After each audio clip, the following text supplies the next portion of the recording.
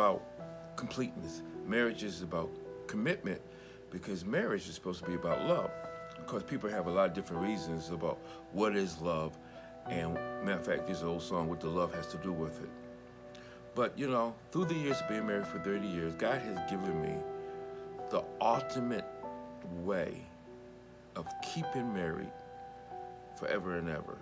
Like, if you follow this principle, right, and your spouse, right, it takes two to tango, then you will find yourself being married for a very long, long time.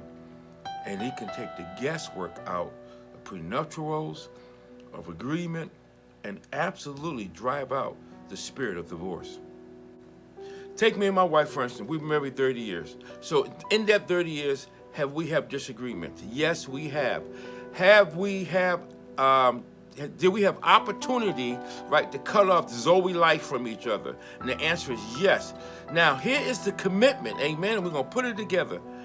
My commitment with my wife, right, you know, to love her, to hold her, to be with her, all that right there. But emotions can get tied in that. So one of the things that we have decided to do is not to give up the life of God that flows between me and her, all right?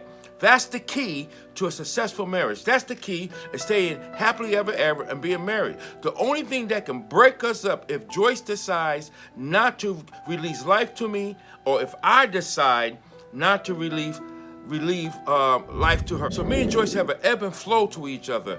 I have decided at the beginning of my marriage 30 years ago that I'm going to give her life, the life flow from the rivers of living waters, and Joyce has decided that she's going to give me life. So how does that work when you have an argument? Because you can disagree and still have life between two of you, and you know when you have life. Me and Joyce had got to a point one time, I think we were disagreeing about something. I don't remember, what it was. And so I went upstairs and she went downstairs, and I remember she coming to me. She said, I understand that you're mad, and I was mad for some reason. And she said, I understand that you're mad. She said, but don't hold back life. I said, what you talking about? What do you mean? And I remember when she first said that, I didn't get it. But I knew down inside is that somewhere in my disagreement about something, right, I cut her off, right? It wasn't because I wasn't speaking to her or I wasn't seeing her, but inside, I cut her off. And there have been times where me and Joyce had a disagreement, and she cut me off, right? Then I said, Joyce, you're mad at me. Of course, you weren't saying nothing wrong. You know how y'all do. But the end result was, it wasn't because Joyce wasn't talking to me. It wasn't because we wasn't sharing the same space. The thing that you felt in heart was life was being cut off from each other. This is the key to the happy marriage. Do not cut off life from each other. Do not cut off that Zoe life. You can be mad, you can be angry, you can be emotional, you can be in disagreement, but you can do all that. Look. There are things that you do that Jesus do not like. You feel me? There are things that you do, say, think that God does not like you to do. But just because he does not like you to do it, just because, I don't know necessarily he's disappointed in you, but just because the things you do don't represent his kingdom, let's put it like that, he doesn't cut off Zoe life from you. He doesn't cut off the life of God, his life, his spirit. It gets never cut off from you. That's why no man can pluck you out of his hand, because God is always sending you life.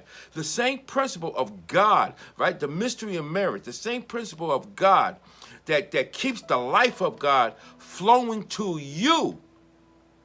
It's the same principle you use when you get married. So it doesn't make a difference if you disagree. It doesn't make a difference if you get mad at each other. It doesn't make a difference. I'm telling you that you're in the same room or in the same city. The secret to a happy marriage, the secret of having longevity and never get divorced, listen to me, of never get divorced is never cutting off the life between you and your spouse, the life between you and your husband, the life between you and your wife. You never cut off the life. The moment you cut off life, you die. The moment you cut off life, your marriage starts to erode, and no person can take a relationship of 7, 8, 9 years of no life. See, you giving life to your wife got nothing to do with what she look like. You giving life to your husband got nothing to do with whether he cleaned out the garage, right? Has nothing to do with it. But you must give the life of God that you have, the river of living water, back and forth. Now, here's the key that's stopping up that life. And you can dam up the life of God you have for your spouse if that spouse is giving his life to somebody else. So that's a commitment. You feel what I'm saying? When you get married, there's a commitment and you're agreeing. But what are you agreeing to? You are agreeing that I'm going to give life to this person. Now, you might make a terrible mistake. You might do some awful things. But the marriage arose the moment you stop giving life. I know Christian friends that knew all the principles of God, man. I'm telling you, I learned so much from them. But they're divorced now. Now, why are they divorced? It's because one of them refused to give life. The commitment in marriage is that you give your heart to the person and the flow of life. Now, it does not take infidelity to stop the flow of life in a person's heart towards somebody else. It can be a job, it can be a sport, it can be depression, it can be a workload. There's so many things that want to take the life of God that you have for your spouse and divert it to somewhere else. And listen to what I'm saying. Ministry can do that to a person, right? That you start giving the life you're supposed to give to your wife, you give it to another. Amen. You give it to your hobby. You give it to the congregation. You give it to your employees. So that life of God that you have diverted it, because the Bible says you got rivers of living water. So there is a life that you can give to these functions, but not over your spouse. So the moment that you stop giving life to your spouse from these rivers of living water is the moment your marriage begins to die. Now, and really, it begins to dry up and get flaky and brittle like an old branch from a live tree. And so remember this. In order to have a successful marriage, in order to live a long time with your spouse, you must commit. You must talk about it. You just can't assume. And you got to look each other in the eyes. And that's what the wedding night is all about. The wedding day is all about.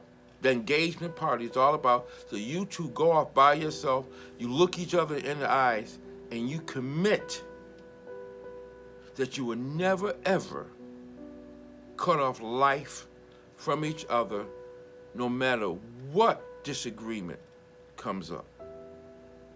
If you can do this, if you commit to this, if she can commit to it, and if the male could commit to it, there is nothing that can separate you from each other.